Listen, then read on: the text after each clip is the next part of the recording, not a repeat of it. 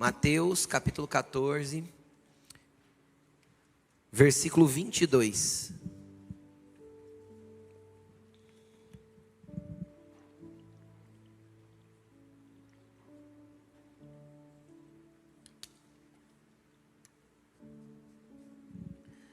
Mateus 14, 22.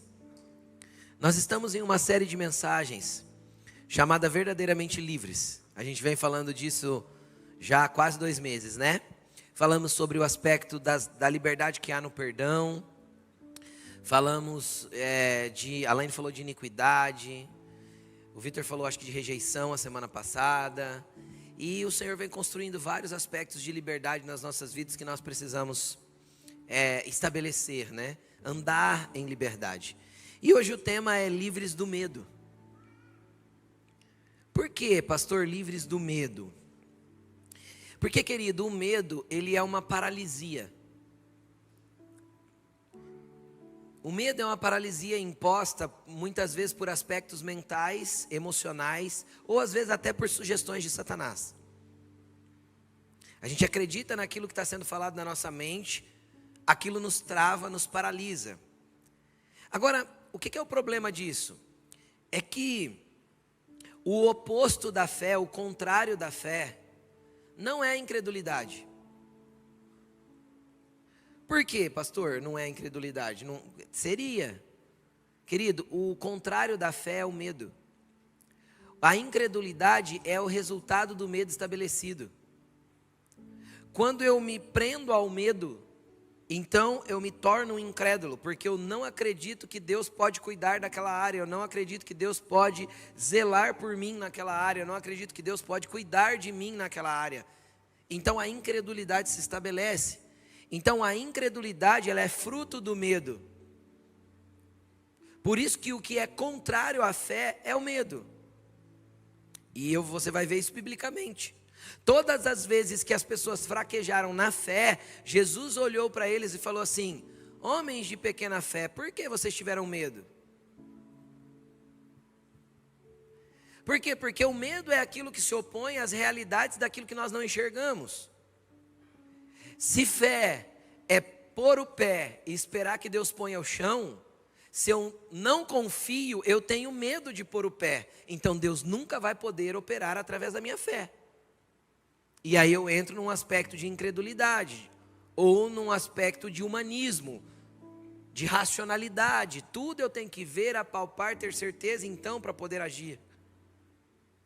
Agora, se a fé é a certeza daquilo que eu espero e a prova daquilo que eu ainda não vi, como eu posso esperar que outras coisas se materializem antes de ter fé? Então é um conflito constante dentro de nós, entre as verdades daquilo que a palavra de Deus fala e a realidade daquilo que nós estamos enxergando ao redor, porque a realidade pode te botar medo, mas a fé te dá segurança para quê? Para crer que aquele que disse que aconteceria fará acontecer, que as promessas estabelecidas na palavra de Deus são reais e que você caminha sobre elas. Então hoje Jesus quer livrar você de muitos medos. E esses medos podem ir desde os aspectos traumáticos. Tem pessoas que guardam medos por traumas,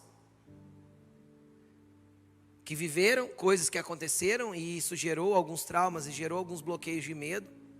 Como pode ser aquele medo de coisas que o Senhor quer que você faça e a insegurança é ousar, a insegurança é avançar, a insegurança é se autodesafiar para andar sobre a palavra que Deus já disse que você andaria, para caminhar nos lugares que Deus disse que você tocaria, porque muitas vezes você precisa romper com o medo para conseguir acessar esses lugares. Quero deixar claro, óbvio, que existem alguns ambientes de medo que são medos naturais, de coisas que fogem completamente ao nosso controle e que não tem como não sentir um certo temor ou literalmente um medo e uma angústia por algo que está acontecendo. Vou dar dois exemplos simples para você entender. Brasil não tem terremotos, certo? Nós não estamos em lugares de placas tectônicas em atrito, então a gente não tem terremoto. Quando tem alguma pequena vibração é porque lá no Chile, na onde tem a placa tectônica mais próxima, deu um esbarrão lá, tremeu tudo lá, derrubou prédio lá, aqui chega uma vibraçãozinha. Normalmente no sul do Brasil ainda. Só que se de repente a gente estivesse em qualquer lugar, aqui ou em casa ou no trabalho, e de repente começasse a tremer o chão todo, aqueles tremores que a gente vê nos vídeos, né, na internet, de 5, 6 pontos na escala, quem não ficaria com medo? Todos nós ficaríamos. Nós não estamos habituados com isso, nós não temos construções para isso, nossas construções não são preparadas para isso. Todo mundo aqui ficaria com medo, sim ou não? Todo mundo, sem dúvida. Alguns enfrentariam para tentar proteger a sua família, a sua casa, mas todos teriam medo. Se estourasse uma guerra em um país poderoso do mundo, viesse contra o Brasil, você não teria medo? Eu teria, sem dúvida. Nós enfrentaríamos, tentaríamos ver o que precisasse ser feito, mas a princípio bate aquele temor no coração, aquele medo. Então isso são medos naturais de ambientes de hostilidade e de que fogem ao nosso controle. E isso é uma defesa natural do organismo, né? Eu não estou falando desse tipo de medo. Eu estou falando daquele medo que te paralisa de avançar com a fé que Deus te deu, de avançar com aquilo que o Senhor quer que você avance, de lugares que não estão te colocando em risco, mas estão te desafiando. E que você está travado. Deus te quer livre do medo. Quem crê nisso? Deus te quer livre do medo. Vamos lá. Eu quero ler um texto com você, e esse texto fala muito ao meu coração dentro desse aspecto do medo, que é o texto de Mateus, que eu pedi para você abrir, Mateus 14, 22. Vamos lá? Diz assim, ó, Mateus 14, 22. Logo em seguida, Jesus insistiu com os discípulos para que entrassem no barco e fossem adiante dele para o outro lado do lago, tá? Do mar de Genezaré, onde Pedro estava pescando. Era o mar da Galileia, era o mesmo lugar. Eles estavam em lugares diferentes. Dentro da história bíblica, você vai ver eles em várias posições diferentes desse lago. Então, lago de Genezaré, mar da Galileia, é o mesmo lugar. Eles só estavam em posições diferentes, tá bom? Vamos lá. Enquanto ele despedia a multidão, tendo despedido a multidão, ele subiu sozinho em um monte para orar. Ao anoitecer, ele estava ali, sozinho, mas o barco já estava a considerável distância da terra, fustigado pelas ondas, porque o vento soprava contra ele. À alta madrugada, Jesus dirigiu-se a eles andando sobre o mar. Quando o viram andando sobre o mar, ficaram aterrorizados e disseram: é um fantasma, e gritaram de medo. Mas Jesus imediatamente lhes disse: coragem, sou eu, não tenham medo. Senhor, disse Pedro, se és tu, manda-me ir ao teu encontro sobre as águas. Venha, respondeu ele. Então Pedro saiu do barco e andou sobre as águas e foi na direção de Jesus. Mas quando reparou o vento, ficou com medo e, começando a afundar, gritou: Senhor, salva-me. Imediatamente Jesus estendeu a mão e o segurou e disse: homem de pequena fé, por que você duvidou? Quando entraram no barco, o vento cessou. Então os que estavam no barco adoraram, dizendo: verdadeiramente tu és o Filho de Deus. Querido, deixa eu caminhar com você nesse texto e trazer algumas lições para nós. Primeira coisa que nós temos que reparar: a Bíblia diz que Jesus insistiu com os discípulos para que eles entrassem no barco e fossem para o outro lado. Se Jesus teve que insistir, isso significa que por algum motivo eles não queriam ir. Você concorda comigo? Jesus só vai insistir conosco quando de alguma forma, por algum motivo, nós estamos relutantes em nos mover. Jesus olhou para aqueles 12 homens e disse: entrem no barco e vão à minha frente. Senhor, mas isso e aquilo. Eles ficaram de alguma forma arrumando desculpas. Mas Jesus insistiu para que eles fossem. Primeiro aspecto que eu quero te dizer: nem todo lugar que Jesus te manda ir vai ser um lugar de bonança. Jesus mandou aqueles 12 homens para o meio de um mar que em breve chegaria uma tempestade. Nem todos os lugares que Jesus te direciona, querido, vai estar tranquilo, tudo leve e favorável. Nem todos os lugares que Jesus te direciona vai estar do jeito que você esperava. Existem ambientes que Jesus vai insistir para que você entre, e quando você chegar lá, uma tempestade vai se levantar, e você vai orar e falar assim: Deus, foi o Senhor que me mandou para cá? Senhor, por que isso? O que aconteceu para essa tempestade se levantar? E às vezes você vai levantar a mão e vai começar a orar: o Senhor te repreenda, Satanás, porque em nome de Jesus eu declaro que essa tempestade cesse. Não vai cessar, porque não foi o Satanás que levantou aquela tempestade. Aquela tempestade era Jesus provendo para aqueles homens um ambiente onde a fé deles seria fortalecida, onde os músculos espirituais deles seriam fortalecidos. Deixa eu te falar, nós não estamos falando de 12 homens, dos quais nenhum deles tinha experiência com aquele lago.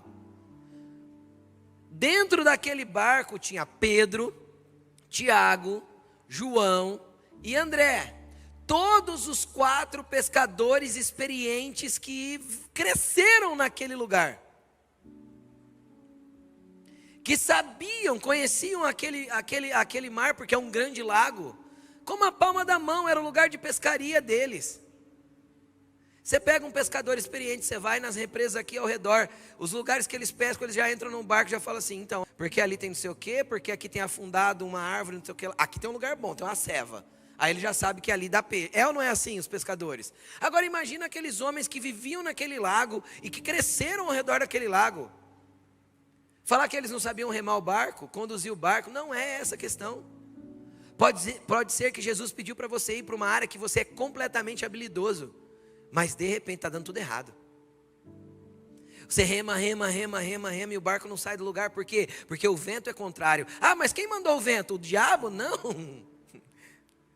É Deus que está deixando o vento soprar. Por quê? Porque está esticando e fortalecendo a tua fé. Isso está esticando e fortalecendo a tua confiança nele. Está esticando e fortalecendo os seus músculos. Cara, 12 homens para remar um barco é muito homem, sim ou não? E nem assim aquele barco avançava, porque uma tempestade se levantou. Então nós temos que entender que no meio da tempestade, querido, normalmente a gente tem dificuldade de entender por que ela veio. Quem já orou no meio de uma tempestade e falou assim: Deus, por que está acontecendo? E você estava mais perdido que cego em tiroteio, como diz o ditado. Quem já se viu assim? A tempestade era tão forte que você não sabia nem de que lado vinha a pancada. Era uma de um lado, outra do outro, e você fala: Deus, o que está acontecendo? Eu não estou entendendo nada. Por quê? Porque tem ambientes que não é para nós entendermos. Porque se nós entendermos, nós não precisamos de fé. A fé é a certeza daquilo que eu não vi e ainda espero.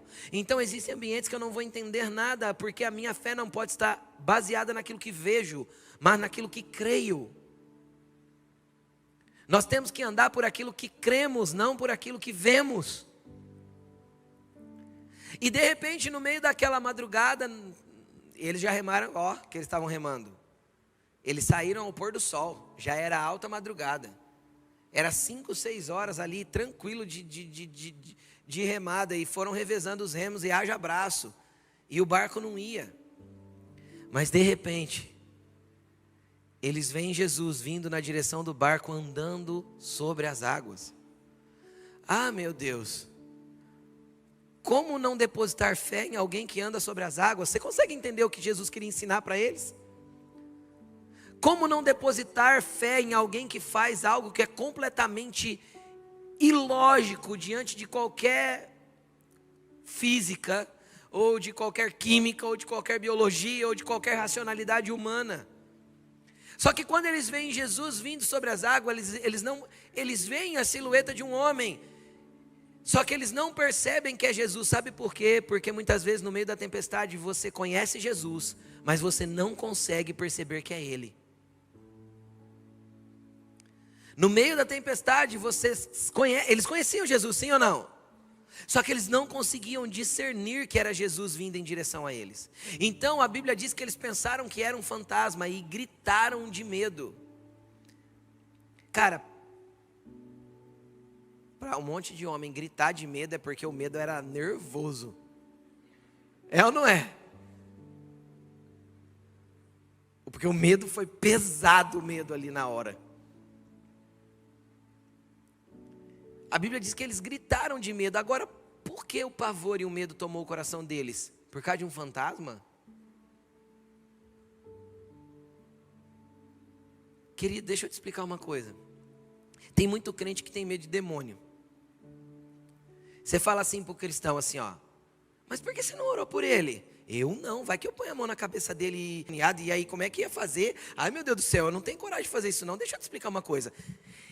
Se você pôs a mão na cabeça de uma pessoa e ela ficou endemoniada, isso significa que o demônio que estava dentro dela não deu conta da tua imposição de mãos. Sabe por quê? Porque você é muito mais poderoso do que qualquer demônio chula. Então se você pôs a mão e a pessoa ficou estranha e de repente começou a sentir mal, é porque o poder que está em você é muito maior do que o mal. Não, senta aí, você vai ficar boa. Em nome de Jesus, o que está fazendo ela ficar mal agora sai. Vai sair. Por quê? Porque maior é o que está conosco. Aí tem crente que morre de medo de fantasma. Ai pastor, começou a ter uns vultos lá em casa. Manda embora. Se os vultos começaram a aparecer, é porque você está incomodando os vultos. O problema é quando você não vê nada. O problema é quando nada incomoda. Aí pode ser que tenha alguma coisa errada. Mas quando você acordar de madrugada e a noite estiver meio esquisita, parece que tem um negócio estranho no quarto, cara, é só orar. Em nome de Jesus. Qualquer demônio, qualquer fantasma, qualquer espírito que esteja tentando atormentar, sai em nome de Jesus. Tem cristão que tem medo do mundo espiritual, eu não consigo entender isso. Sabe por que eu não consigo entender? Porque Jesus disse isso em João capítulo 4. Deus é espírito. E importa que aqueles que o adorem em espírito e em verdade. Então deixa eu te explicar uma coisa. Se o teu Deus é espírito, o mundo espiritual é mais real do que esse aqui que você toca. Porque não é este aqui que governa lá. Não são as nossas orações daqui que faz o mundo espiritual se mover. Não é. É o mundo espiritual que se move lá para que a gente ore aqui. Sempre é assim. Então nós temos que acreditar que o reino do Espírito é poderoso e verdadeiro. Só que ao mesmo tempo você tem que ter segurança de que teu Deus é o Deus que te guarda. Você tem que entender que você escolheu um lado. Quem é de Jesus aqui, dá um glória a Deus. Então se você escolher um lado, automaticamente você já é inimigo do outro. E não é porque você ignora o outro lado que esse outro lado não existe. E não é porque você ignora o mundo espiritual que o mundo espiritual não existe. Entendeu? Não é porque você finge que ele não está lá, que ele realmente não está. Então, como alguém que anda com Deus e serve um Deus que é espírito, e o adora em espírito e em verdade, você deveria falar para o Senhor: Senhor, me deixa entender o reino do espírito, o mundo espiritual, me faz compreender cada vez mais como ele se move. Paulo tinha uma descrição completa de como se mover. Paulo descreveu hierarquias de demônios. Você acha que ele aprendeu isso com quem? Ele aprendeu nas tretas espirituais que ele viveu. Para ele falar assim, ó, são principados, potestades, dominadores, ossos espirituais da maldade. Você acha que como que ele entendeu todo esse movimento no reino do Espírito? Foi vivendo uma vida natural? Não, foi vivendo uma vida espiritual. Porque nós somos seres espirituais. Nós somos seres que estamos conectados com o mundo espiritual. Por quê? Por que eu posso me conectar ao mundo espiritual? Porque eu tenho um espírito dentro de mim. Você tem um espírito dentro de você. A centelha de Deus que te dá vida é o teu espírito, e isso te conecta ao mundo espiritual. Entende? É as suas anteninhas erguidas para cima, como a antena de um roteador, para captar o sinal e distribuir. Então você pega do reino do Espírito e distribui para as pessoas que ainda não conhecem. Entendeu? Você tem capacidade de fazer download da nuvem, filho. E ó que a nuvem é grande. Não é qualquer nuvem, é a nuvem. Só que a nuvem de Jesus não é clarinha, né? Aqui Moisés conectou. Moisés foi o primeiro homem a fazer download da nuvem para o tablet. Ele entrou na nuvem densa negra, não foi isso que a Bíblia diz? De repente ele desce com 2 tábuas de pedra, o tablet dele era diferentão. Certo? Então foi o primeiro homem a fazer download da nuvem. Brincadeiras à parte, é essa nuvem que Deus quer que você acesse. Só que você tem que saber, que quando Deus propôs a nuvem no alto da montanha para o povo, Ele falou assim, ó, santifiquem-se hoje e amanhã, porque no 3º dia eu virei até vocês, e vocês vão ver a minha face. Subam o monte e me encontrem no alto da montanha, lá na nuvem. Sabe o que o povo falou? Não, nós temos medo. Fale Moisés com você, e Moisés fale com a gente, porque a gente tem medo de entrar na nuvem.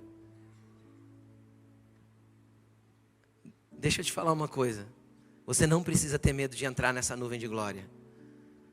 Por quê? Porque quando você entrar nessa nuvem de glória, grandes coisas serão reveladas para você. Grandes coisas serão mostradas para você. Deus mostrará a direção que Ele tem para a tua vida, o apontamento profético que Ele tem para você. Sabe o que é difícil? O difícil não é entrar na nuvem. O difícil é andar na terra perdido, gente. Quem não sabe para onde vai, chega em lugar nenhum. Deus é o teu GPS, é o teu direcionamento. Deus é aquele que quer fazer os downloads necessários em você para que você tenha todo o apontamento e toda a direção para a tua vida. Só que a gente prefere viver a vida aqui embaixo como se Deus não existisse. Eu venho domingo na igreja, cumpro o meu ritual religioso, amém, vou embora para casa. E vivo a minha vida como se Deus não estivesse ali. Deus está aqui no domingo, mas não está segunda no meu trabalho. Deus está aqui no domingo, mas não está a hora que eu vou para casa. Não, Deus está lá. Ele quer estar com você todos os dias, em todos os momentos.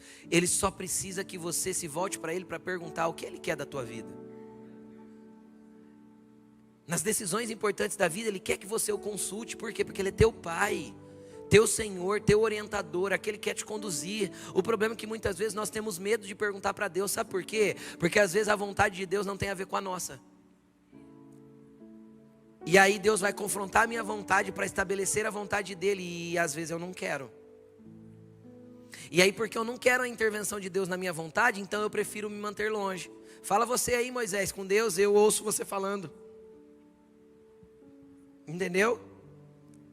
Porque é inevitável que você se encontre com Deus e saia igual. Quando você olha para Ele, como nós cantamos na canção, é impossível você continuar sendo a mesma pessoa. Só que quando Deus propõe para você ser uma nova pessoa, ser diferente do que você sempre foi, automaticamente isso vai confrontar alguns aspectos de vida que às vezes você gosta. Algumas formas de conduzir a tua história que você ama.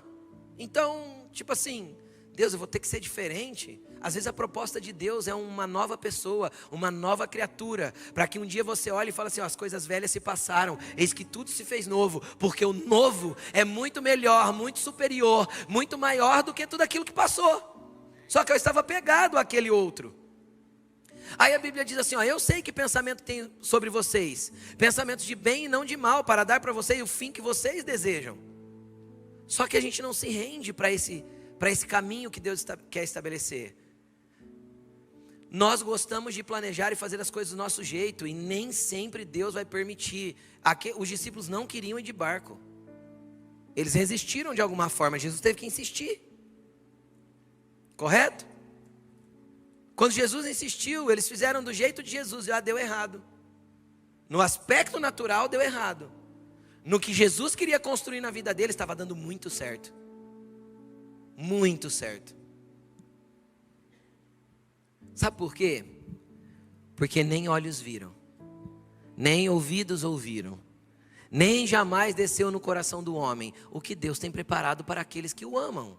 Agora, se os seus olhos não viram, se os seus ouvidos não ouviram, e se a sua mente não conseguiu processar, o teu coração não conseguiu perceber, como você quer, você mesmo, eu mesmo, estabelecer o roteiro e a história da minha vida? Se o que Deus preparou para mim é imperceptível, indesenhável, inimaginável. Então tudo que eu tenho que fazer é me render à vontade dEle.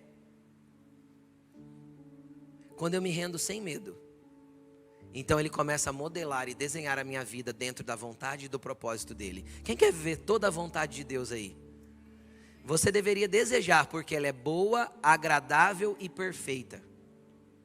É isso que está escrito. A vontade de Deus é boa, agradável e perfeita. É que na hora que Ele começa a mexer, às vezes a gente não mexeu em lugares que nós não queríamos. Sabe, eu quero testemunhar isso rapidamente para vocês. Hoje estou aqui, sou pastor desta igreja. Eu não projetei isso para a minha vida.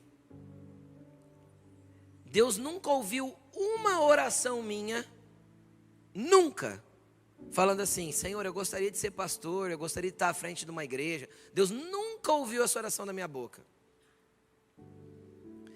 Quando os meus amigos, eu era mais jovem, meus amigos, eu sou pastor há 12, 13 anos e meio, mais ou menos. 13 anos e meio. Quando meus amigos brincavam comigo assim, eles me viam pregando: ê, pastor. Eu falava assim: tá repreendido em nome de Jesus, pastor não. Falava. Deus do seu, como diz Salmo 2, Deus do seu trono se punha a rir, né? Falava, acho que eu olhava para baixo, não sabe de nada.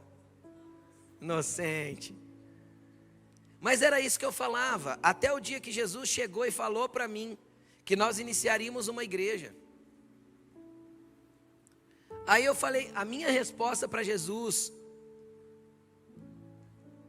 foi a seguinte: eu estava na minha sala, debruçado sobre o meu sofá orando, e eu escutei o Senhor falando para mim: vocês vão iniciar uma igreja. Eu falei assim para o Senhor: Senhor, o Senhor está na casa do servo errado. Falei de verdade. Mas ele insistiu. No outro dia que eu fui orar, ele falando a mesma coisa de novo. Aí eu cheguei na Laine e falei assim: ô Laine, eu acho que eu estou ficando doido. Ela: por quê? Porque eu estou ouvindo o Senhor me dizer que é para a gente iniciar uma igreja. Ela fez assim: glória a Deus, faz um mês que eu sei disso, que Deus me falou, e eu estava esperando Ele falar com você. Falei: pronto, agora deu ruim.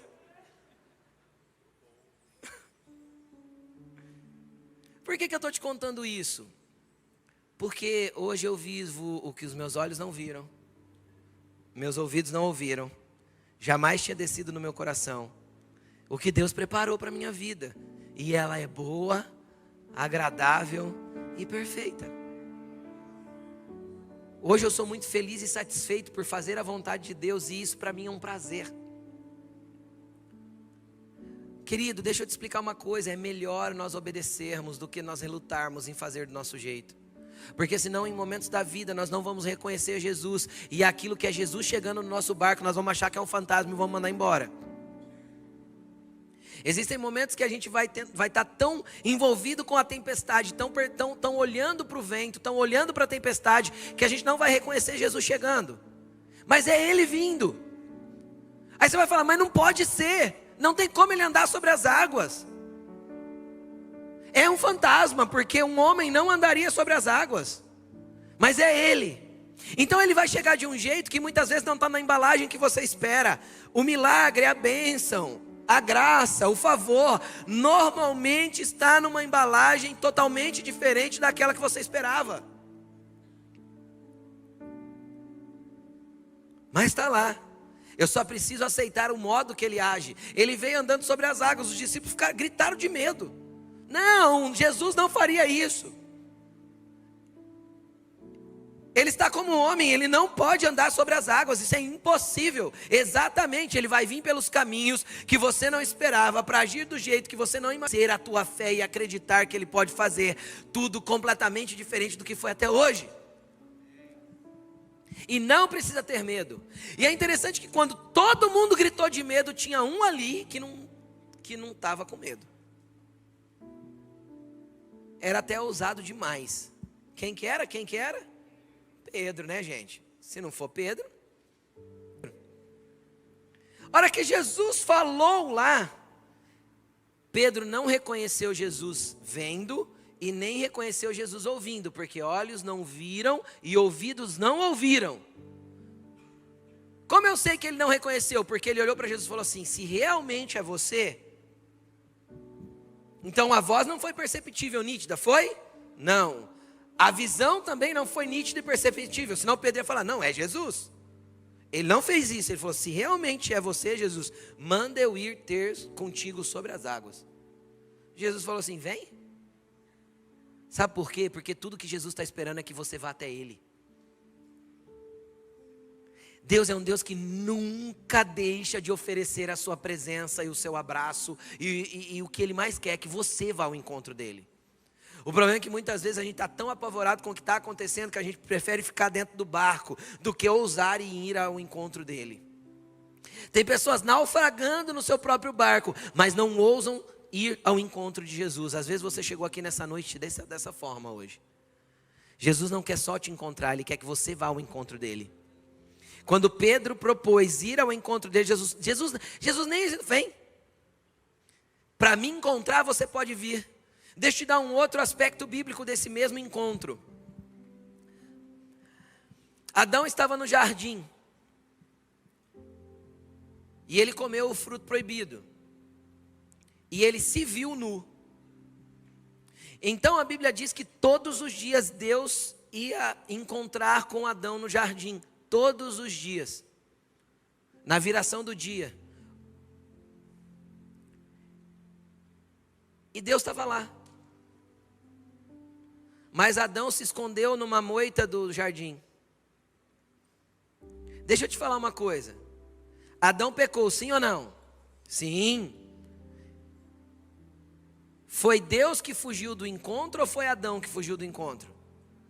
Por quê? Porque Deus não volta atrás por causa do teu pecado. Ele vai continuar no mesmo lugar. Ele vai manter a sua palavra. Ele vai manter a sua promessa. Ele vai manter o seu encontro. Ele vai manter tudo. Quem foge somos nós. Então Ele vai continuar esperando a gente no mesmo lugar de encontro de sempre. Quem costuma correr de Deus somos nós. Agora, por que Adão correu de Deus? Adão correu de Deus porque a Bíblia diz assim, ó. Quando Deus chegou no jardim e não encontrou Adão, Deus sabia onde ele estava. Deus só estava tratando Adão na altura dele. Sabe quando você brinca com uma criança na altura dela? Quem já brincou de lutinha com uma criança de 4, 5 aninhos? Você briga na altura delas. Se você der uma muqueta bem dada, você mata a criança. Quem está entendendo? Deus desceu na altura de Adão. Entende? Então Deus, já que ele está se escondendo, o que Deus fez? Onde você está, Adão? Deus desceu na altura dele. Adão falou assim: estou escondido aqui porque quando eu te vi, eu tive medo, porque estou nu. Deus falou para ele: quem te contou que você está nu? Quem pôs na tua cabeça que você está nu? Cara, o problema não era a nudez. Deus encontrou Adão quantas vezes lá sem roupa? O problema não era a nudez, o problema era como Adão passou a se ver a partir do pecado. Então ele passou a se ver nu. Quando ele se vê errado, ele olha para Deus de forma errada. Então se você se enxerga errado com relação a quem você é em Deus, automaticamente você vai ter uma visão distorcida de quem Deus é. Então Adão estava com medo do quê? Medo de ser punido. E Deus não foi lá para punir, Deus foi lá para encontrar Adão. Pastor, mas por que ele acabou punido e indo embora do jardim? Porque ao invés de correr para Deus, se prostrar nos pés de Deus e dizer: Deus, eu errei, minha esposa pecou, eu também pequei, nós comemos o que não podíamos, fizemos o que não devíamos, o Senhor nos perdoa. Esse é o caminho de todo cristão. Voltar para os pés dele, voltar ao encontro dele, é estar no meio da tempestade, sem saber o que fazer, às vezes envolvido com o pecado e olhar assim: Jesus, se é você mesmo, deixa eu ir ao teu encontro. Foi o que Pedro fez. Quem está entendendo o que eu estou falando? Quando você se enche do pecado, o pecado distorce a imagem que você tem a respeito de você mesmo. E automaticamente distorce a imagem que você tem do teu Pai Celestial. Então você passa a ver Deus de um jeito que não é como Deus quer se apresentar para você. E como tem gente que tem uma visão distorcida de quem Deus é. Mas muita gente. Por quê? Porque foi ensinado errado, porque nunca conseguiu se enxergar pela ótica de Deus, se enxerga a partir do seu pecado. Tem muita gente assim, às vezes é hoje que Jesus quer te libertar desse medo todo. Porque você não precisa ter medo de ir para a presença dEle. Ele não é o Deus do castigo. Ele é o Deus do encontro. Ele é o Deus do abraço. Ele é o Deus da misericórdia e do perdão. Ele é o Deus longânimo, amável. Ele é o Deus que te quer independente de como você esteja, para não te deixar da forma que você está. Para não te deixar da forma que você está. Quem está comigo? Deus te quer mais do que você o quer. Essa é a verdade. E aí, continuando. Jesus fala para Pedro: venha. Pedro desce do barco e vai. E aí a gente leu no texto aqui que quando ele reparou o vento, teve medo e começou a afundar. Querido, deixa eu te explicar uma coisa. Sabe qual que é o problema das nossas lutas durarem tanto?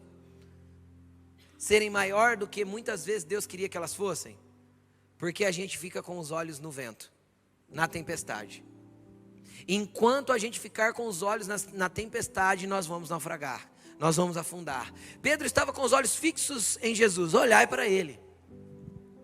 É a canção que a gente cantou. Enquanto os olhos de Pedro estavam fixos nos olhos de Jesus, Pedro estava andando sobre as águas. A hora que Pedro deu uma olhadinha de lado e foi reparar na tempestade, ele começou a afundar. Teve medo e começou a afundar. Por quê? Porque o medo desconstrói a fé. E automaticamente você começa a naufragar. Entendeu? Como que eu não vou temer? Você não vai temer se você manter os olhos fixos em Jesus. Enquanto você olhar a tempestade ao redor, enquanto todo o foco da tua vida for tentar resolver o problema, e todos os teus olhos estão focados no problema, tudo é para o problema, Você vai conversar com você, vai para o problema.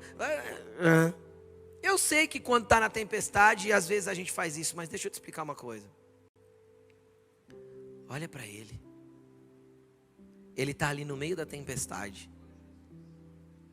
E não está nem ligando para ela. O vento está soprando, a chuva está caindo, e ele andando sobre as águas. Fica com os seus olhos fixos em Jesus. Você não vai naufragar, não tenha medo, não deixe o medo tomar conta do teu coração, porque você pode perder aquilo que Deus tem para você, justamente por causa do medo. Não deixe que o teu pecado te afaste de Deus e te coloque medo dele. Às vezes você ouviu a tua infância inteira: não faz isso, Deus castiga. Quem já ouviu isso?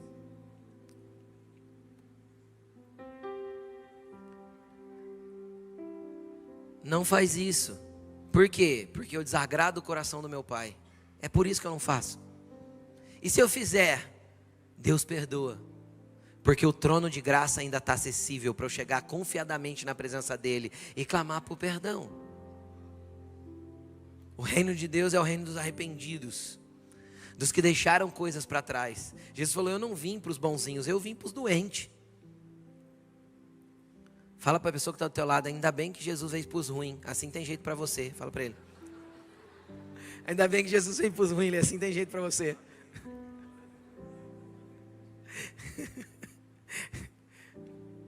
Não se ofende com seu irmão, porque senão aí você volta lá no problema do pecado, já é outra cadeia. Jesus veio para a gente que é ruim mesmo. Por quê? Porque a gente é arrependido, volta para ele e tal. Agora olha que interessante. Adão ficou com medo de Deus, sim ou não? Quem lembra da mulher do fluxo de sangue? Tinha uma mulher que tinha uma hemorragia fazia 12 anos. Qual que era o problema dessa mulher? Não era o medo de Jesus. Ela não tinha medo de Jesus. Ela queria ir ao encontro dele. O medo dela era das pessoas. Por quê, pastor? Porque na época dela, lá nos dias de Jesus, a lei daquela época dizia o seguinte: se uma mulher estava dentro do seu período de fluxo, Ela não podia tocar ninguém, porque toda pessoa que ela tocasse ficava impura. E tudo que ela tocava ficava impuro. E quando ela terminava, então, o seu fluxo, ela tinha que fazer um banho que era tipo um ritual de purificação. Era um banho que ela fazia um ritual de purificação. Então ela estava apta de novo para orar, para ir no templo, para tocar as pessoas, para se deitar com seu marido, e assim sucessivamente. Mas dentro do período de sangramento ela não podia. Essa mulher estava com sangramento há 12 anos. Há 12 anos ela era impedida de entrar no templo, de orar, de tocar pessoas, e tudo isso aí que eu estou te falando. E se alguém descobrisse que ela estava sangrando e ela tinha tocado em alguém, ela corria o risco de ser apedrejada. Então o medo dessa mulher não era de Jesus, o medo dessa mulher era das pessoas. Era as pessoas reprimirem quem ela era. Era as pessoas negativarem ela pelo problema que ela carregava. E às vezes é um tipo de medo que você carrega. Querido, você sabe como que você vai se ver livre desse medo? Essa mulher, a Bíblia diz que uma multidão cercava Jesus e ela pensou consigo mesma: se eu tão somente tocar nele, eu serei curada. A Bíblia diz que ela atravessou a multidão. Fique imaginando, naturalmente dizendo, se aquela multidão descobre que ela é uma mulher com fluxo. Ela seria morta. Entendem? Mas quando ela toca Jesus, a orla dos vestidos de Jesus, a Bíblia diz que Jesus para, olha ao redor e fala: quem me tocou? O Pedro olhou para Jesus e falou assim: mestre, a multidão te aperta, e o senhor pergunta quem te tocou? Sempre era o Pedro que falava, né, gente? Quero conhecer Pedro. A multidão te aperta, e o senhor pergunta quem te tocou? Ele fala: não foi um toque comum. A Bíblia diz que a mulher estava tremendo de medo. Não era de Jesus o medo, era de todos os olhares condenatórios que tinham ao redor.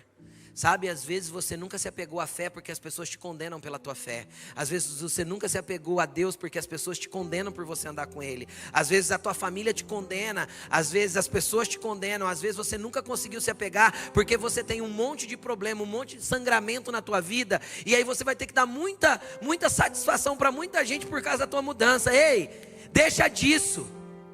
Corre para Jesus, rompe essa multidão que te impede. Ele vai curar o seu sangramento. E Ele vai olhar e você vai parar o andar de Jesus para que Ele olhe para você e fale: quem me tocou? Aquela mulher tremendo de medo disse: Senhor, fui eu. E a minha história é essa. Jesus falou: fique em paz, minha filha, a tua fé te salvou. Sabe por que a fé dela foi enaltecida? Porque o medo foi vencido.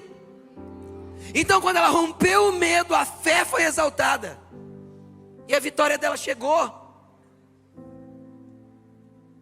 Então não se importe com o que as pessoas vão falar, se alguém vai te tacar pedra, tá tudo bem. Importa que você encontrou aquele que pode sarar todas as tuas feridas, aquele que pode curar todos os seus sangramentos. Corre para Ele. A proposta dele é: venha. Venha. Eu estou indo ao teu encontro, mas eu quero que você venha até o meu encontro também. Querido, para nós chegarmos à finalização dessa mensagem, a Bíblia traz 50 vezes a frase: não temas, ou não tenha medo. 50 vezes. Isso é Deus gritando, porque 50 vezes, gente, é muita vez, não é? É Deus gritando para a gente assim: confie em mim. Não deixe o medo atormentar o seu coração, porque ele vai te tirar do que eu tenho para você. Deus te quer livre hoje, mas às vezes você pode estar pensando assim: pastor, tudo bem, entendi tudo que você pregou, mas como eu consigo romper isso? 1 João, capítulo 4, versículo 18, para a gente finalizar. 1 João 4, 18. Preste atenção. No amor não há medo. Pelo contrário, o perfeito amor expulsa o medo.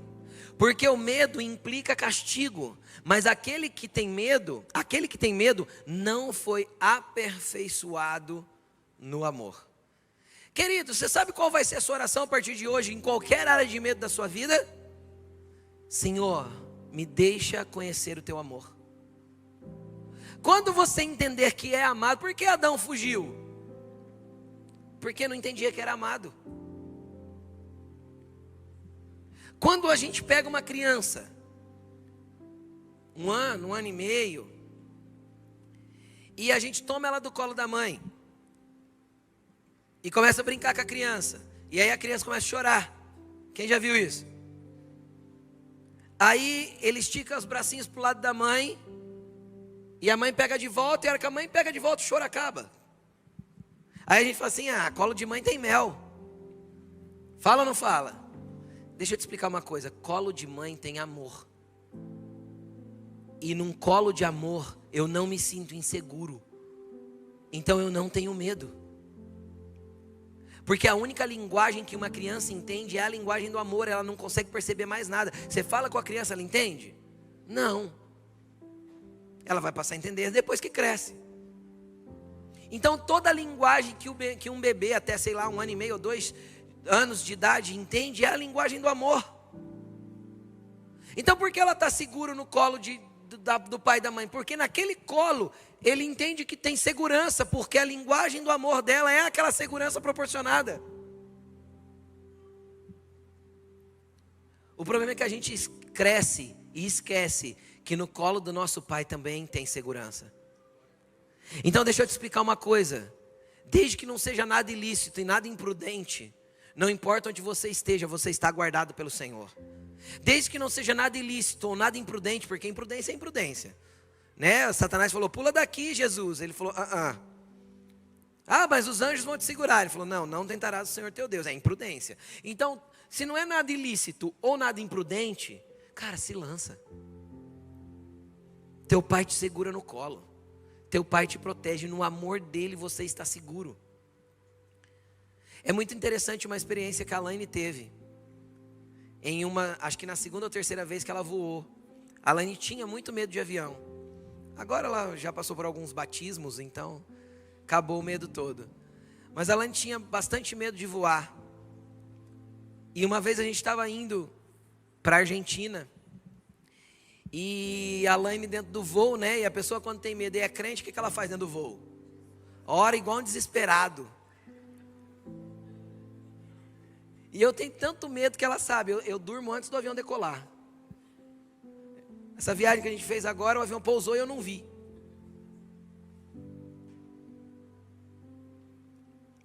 E ela ali orando e tal, o Senhor falou assim para ela, mais ou menos assim, se eu não lembrar direito, acho que é mais ou menos isso. Filha, quantos anjos você acha que são necessários para segurar esse avião no ar? Aí eu não lembro o que ela respondeu. O que você respondeu para Jesus? Então conta, vai. Ai, como Jesus é lindo, né?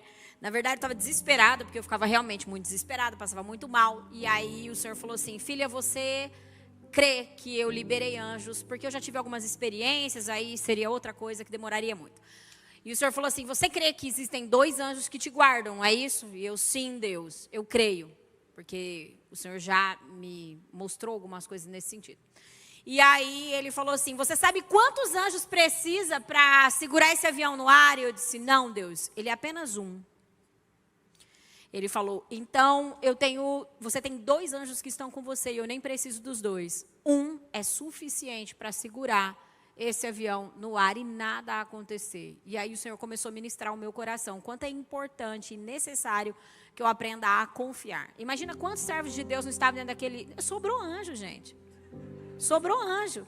Não, e quando eu via que entrava alguém com os colares, vocês estão entendendo? Aí eu falava, Deus, eu estou aqui. Nem vem, né? Mas é muito interessante. E aí é isso, é muito interessante esse negócio de... Já parei. Esse negócio de enfrentar o medo, porque a única maneira de você vencer o medo é enfrentando. Porque hoje eu não tenho medo de voar mais, porque eu enfrentei. Orei. Mas se eu só orasse era suficiente? Eu enfrentei. Com medo, sem medo, passando mal ou não, eu voei. E agora eu não tenho medo mais. Então é assim, gente.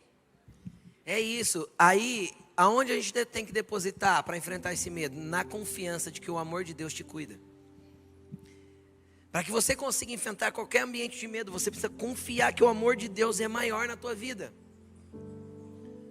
que o amor dele está te guardando, que ele é teu pai, que ele é teu Senhor, que ele é a tua segurança, que ele vai estar te guardando na tua vida e na tua volta. Aí você pensa assim, voltando ainda para a estrutura do avião, pastor, mas misericórdia se o avião cair. Se cair, você vai morar na eternidade com Jesus. Era a tua hora, meu filho. Você podia estar em casa, você ia morrer de parada cardíaca. Se chegou o teu momento, se Jesus contou os seus dias e zerou, a conta deu zero, você vai embora onde tu estiver. Entendeu? Ai, pastor, mas eu acho que crente tinha que ter uma morte tranquila, assim, na cama, aos 85 anos de idade, 90, 100, bem tranquilinho. Você é melhor que Jesus? Ele morreu na cruz. A morte é só o fusquinha que me leva para a eternidade, querido. Entendeu? É só o jeito estranho de ir para a eternidade. Por que é estranho? Porque nós não fomos feitos para morrer, não. O homem foi criado para ser eterno. E nós vamos viver eternamente com Jesus. Então, a morte é só um negócio esquisito inserido no mundo pelo pecado. Porque por causa do pecado entrou a morte no mundo. Então, a morte é só uma anomalia que nos leva para a eternidade com Jesus. E está tudo certo. Então, faça o que tem que fazer. Se chegar a hora de partir, vai com Deus. Literalmente, que você anda com Ele, não anda? Então, posso te falar, além dos 2 anjos que estão guardando você, vai ter um terceiro anjo, o anjo da morte de Deus. É o que vem recolher os escolhidos. É lindo. A gente não precisa ter medo dessas coisas. Não precisa, é lindo. O apóstolo Paulo foi levado, Deus falou para ele, quer ficar? Ele falou, Senhor, querer eu queria. Mas se eu for útil lá embaixo ainda, eu prefiro voltar. Deus falou, então volta, Paulo, eu vou te usar mais um pouco. Porque é lindo estar com Jesus. Quem já teve a oportunidade de ter um vislumbre das coisas celestiais, eu já tive, eu sei que tem várias pessoas aqui que já tiveram visões de ambientes espirituais, dá vontade de ficar lá. Dá vontade de ficar lá, deixa eu aqui, Jesus. Então não se preocupa, querido. Não se preocupa, porque Deus está no controle da tua vida. Os seus dias já estão todos no livro dele. E quando chegar o fim, chegou o fim, e está tudo bem. Lógico, tem gente que pode chorar muito porque você foi embora, é óbvio. Se eu for embora antes da Laine, eu sei que ela vai ficar chorando muito tempo. Tô brincando. Mas o dia que chegar o nosso dia, a gente vai partir, mas é para morar com Jesus. Mas a gente tem que ter a confiança que nós estamos guardados nesse amor. E que em nenhum momento ele vai nos abandonar. Várias pessoas aqui sabem, há 2 anos atrás eu sofri um acidente aqui na igreja. E eu achei que eu ia morrer quando eu caí. Eu caí de uma escada, quase 6 metros de altura. A hora que eu despenquei, eu pensei comigo mesmo, morri. É aquele negócio do flash, sabe? Que as pessoas falam, aquilo é real. Você pensa um monte de coisa assim, em uma fração de segundo. E uma das coisas que eu pensei é, morri. Quando eu caí no chão, vi que eu estava semi-inteiro, eu falei, aleluia. Semi-inteiro. Tinha umas partes que não estavam inteiras, mas quando eu cheguei no médico, o primeiro médico plantonista que me atendeu, eu quebrei os 2 pés, né, gente? Aí teve um médico que falou assim para mim, você nunca mais vai deixar de sentir dor, você nunca mais vai andar direito, e não sei nem se dá para recuperar esse pé aí. Vocês estão me vendo andar, né? Sabe por quê? Porque não importa onde você esteja, Ele está contigo. Não importa o que Ele permita acontecer, tem algumas tempestades que são necessárias para tratar coisa em nós, para fortalecer nossos músculos, para fortalecer a nossa fé e para saber que nós estamos seguros nele. E nós precisamos ter essa. Eu posso pregar isso, a Laine sabe, com propriedade. Todas as vezes, eu passei por 3 cirurgias nesses pés. E todas as vezes que eu entrava no centro, ela sabe, minha pressão permanece normal, eu não fico tenso, não fico ansioso. Ela fala, você está tranquilo? Ela fala para mim. Eu falei, eu estou. Meu Deus do céu, mas como? Eu falo, minha vida é de Jesus. Tipo assim, eles vão me apagar, se eu morrer, eu só vou ver chegando no céu. Tipo assim, não vou ver mais nada, não é? Então tá tudo bem. Tem que estar em paz, tem que estar seguro naquele que te guarda. Uma das vezes eu estava dentro do centro cirúrgico, eu falando com Jesus, Jesus me deixou ver um anjo de um lado e um anjo do outro. Tinha 2 comigo também, ó.